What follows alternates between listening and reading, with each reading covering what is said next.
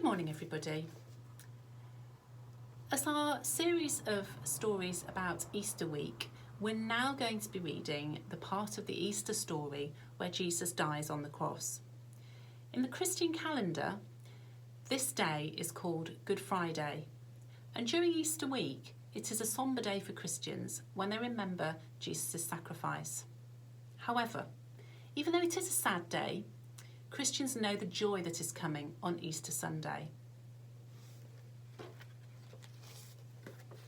So this part of the story continues on from where we got to yesterday, where Jesus had been arrested in the Garden of Gethsemane. The soldiers took Jesus to the high priest's house. Peter followed at a safe distance. There was a fire in the centre of the courtyard, and the guards stood round it. Peter joined them. A servant girl walked past and saw him. "You were with Jesus of Nazareth," she said. Peter denied it.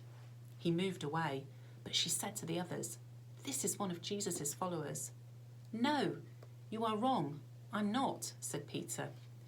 A little while later, someone heard Peter's North Country voice.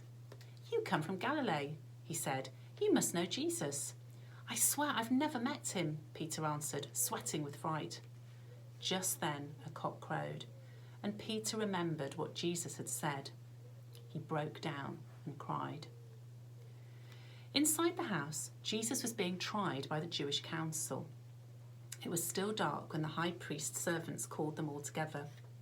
They intended to put Jesus to death, but they wanted it to look like a fair trial.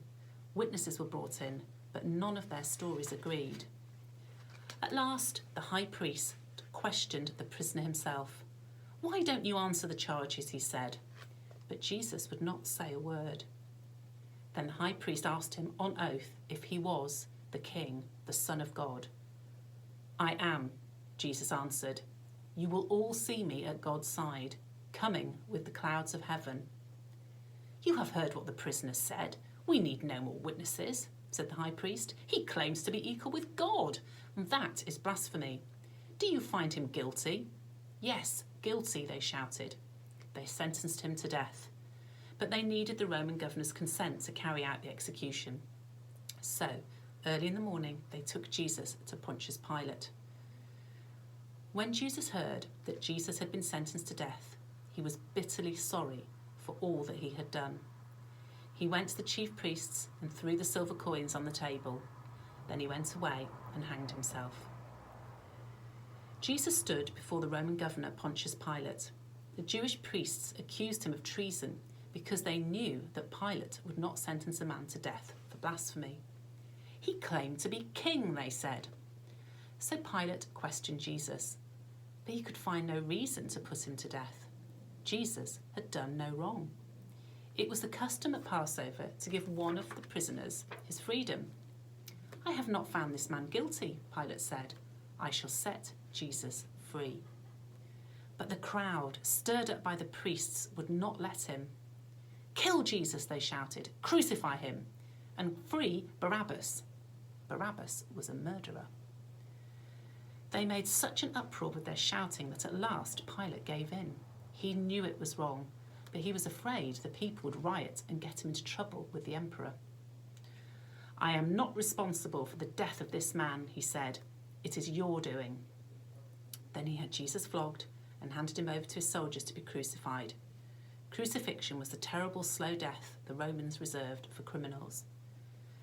The soldiers took Jesus away.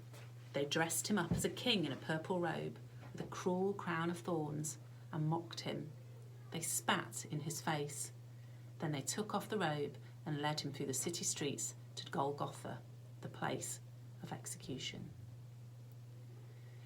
Jesus was weak from the flogging, but they made him carry the heavy wooden beam of the cross till he stumbled and fell. Then they ordered one of the crowd, a man called Simon from Cyrene, to carry it for him.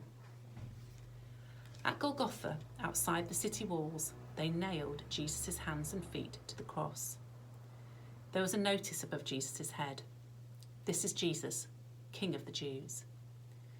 The hot sun beat down and Jesus hung there in great pain, yet he did not hate his executioners. Forgive them, Father, he prayed. They don't know what they are doing. If you really are the Son of God, jeered the people standing by, save yourself. 2 thieves were crucified with Jesus, one on either side. The first thief sneered at him, but the second thief said, "We deserve to die, but this man has done nothing wrong. Remember me, Jesus, when you come as King." Jesus answered, "Today you will be with me in paradise, I promise." Jesus' mother and some of his friends stood near. Jesus spoke to John.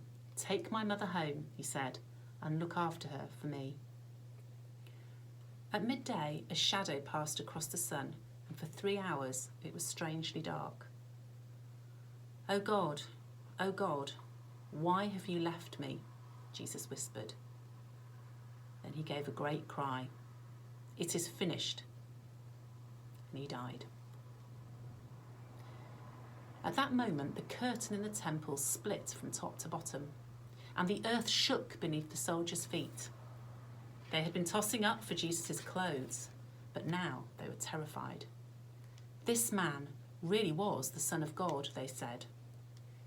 To make sure that Jesus was dead, one of the soldiers thrust his sword into Jesus' side. Then they took his body down from the cross. A man called Joseph, a follower of Jesus, went to Pilate and asked if he could take Jesus' body away for burial. Pilate agreed. Joseph wrapped the body in long strips of cloth with myrrh and other spices. Mary Magdalene and the other woman who had followed Jesus from Galilee went with Joseph and saw him put the body into a new grave, a large cave dug out of rock. A heavy stone was rolled across the entrance. It was Friday, and the Sabbath began at sunset. So the women went away to prepare ointments and spices to put on the body when the Sabbath was over. The Jewish authorities asked Pilate for a guard. They put a seal on the stone, and the guards settled down to keep watch.